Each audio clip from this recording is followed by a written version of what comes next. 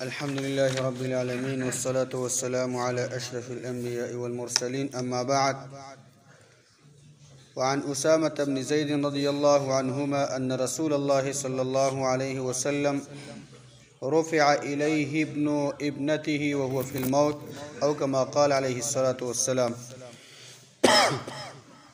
کتاب ریاض الصالحین یو سلو درې پنځوسم نمبر باب شروع. باب په باره د دې کې چې په مړي باندې جړه جایز ده خو چې په هغې کې چغې سوري دا پکې نه وي. په دې باب کې یو حدیث هغه بیان شو. دویم نمبر حدیث ته اسامة بن زید رضی الله عنهما نه روایت ته داوی چې ان رسول الله صلی الله علیه وسلم رفع الیه ابن ابنته وهو فی الموت. یقینا رسول الله صلی الله علیه وسلم ته وړاندې کړی شو،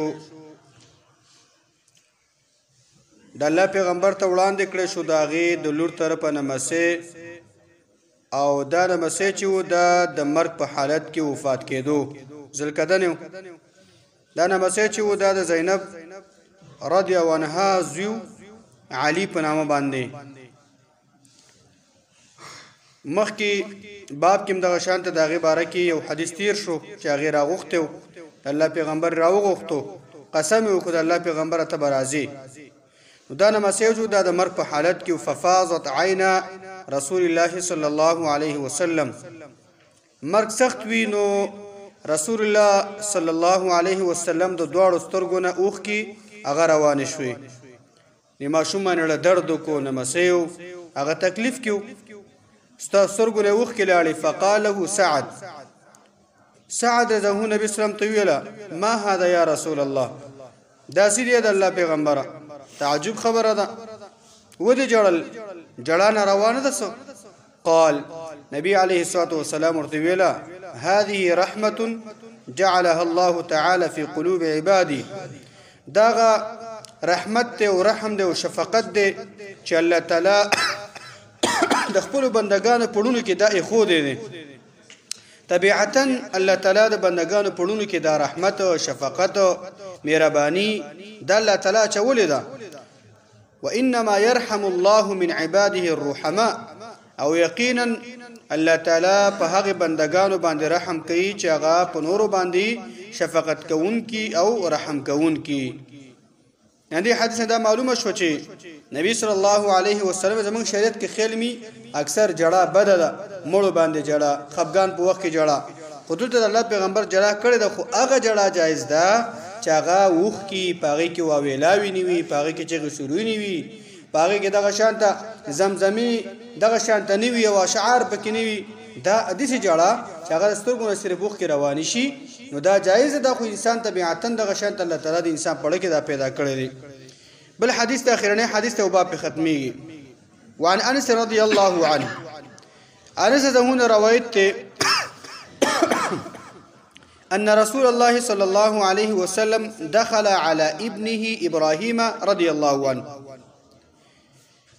یقینا نبی صلی الله علیه وسلم خپل زوی چې د ابراهیم په نامه باندې او په هغې باندې ورداخل شو، وهو یجود بنفسه، او دا ابراهیم چې و هغه د هغې ساه ختله، د هغې هغه ساه ختله او هغه د ذوالقدن په سختو کې و. د الله د پیغمبر زوی ابراهیم رضی الله عنه. نبی صلی الله علیه وسلم په ژوند کې اووه اولاده و، اووه اولادونه او درې زامنو او څلور لورګانې وي. زامنو کې مشر چې و قاسم و عبدالله او ابراهیم. د الله د پیغمبر اول زوی چې و دا قاسم پیدا شو، بیا پسې څلور لورګانې مسلسل پیدا شوې وي. لورګانو نومونه چې زینب، زهرا، رقیه، ام کلثوم، فاطمه، دا به لورګانې پیدا شوې وي. او دغه درې زامنو، ځکه نبي صلی الله علیه وسلم چې مشر زوی هغه قاسم و، ځکه به ورته ابوالقاسم ویله.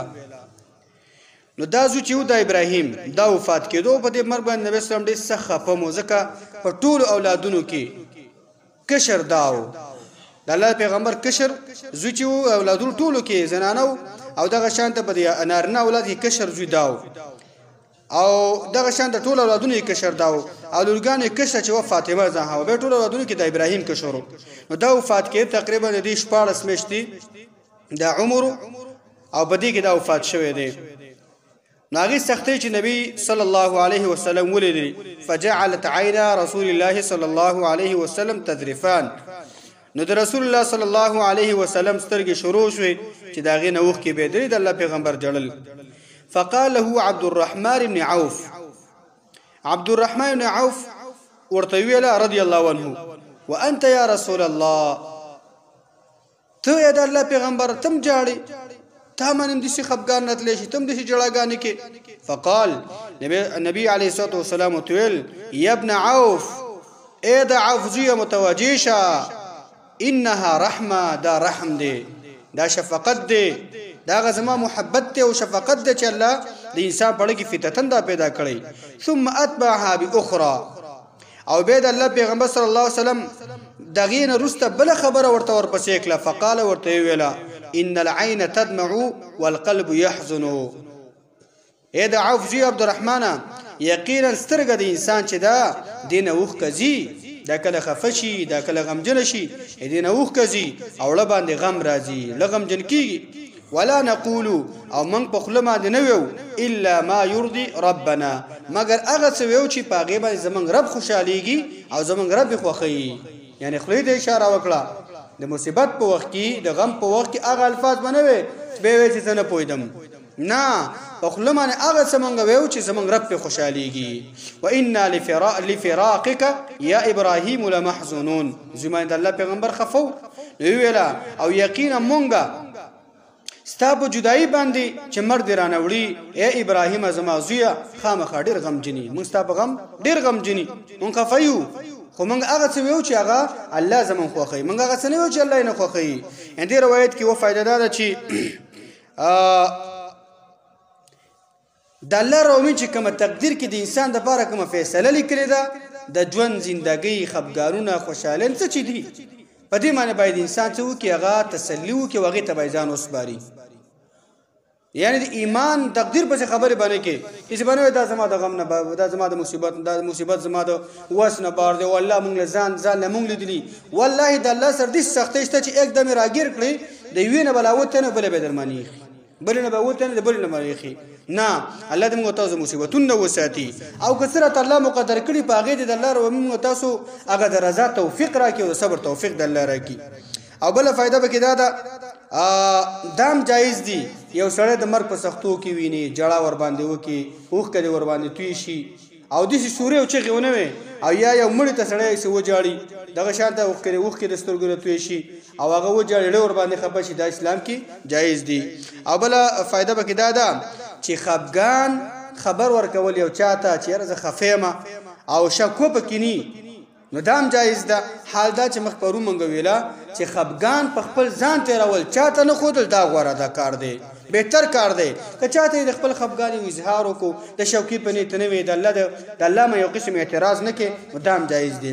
او بل فائدہ به کې دام ده چې ګوره ستا یعنی ته یو خلاف ظاهر کې یو خلاف عمل د چاوینی کار د چاوینی مولوی صاحب باندې اعتراض وکي ځان د پویدلو لپاره یا چا باندې اعتراض وکي دام جایز دی.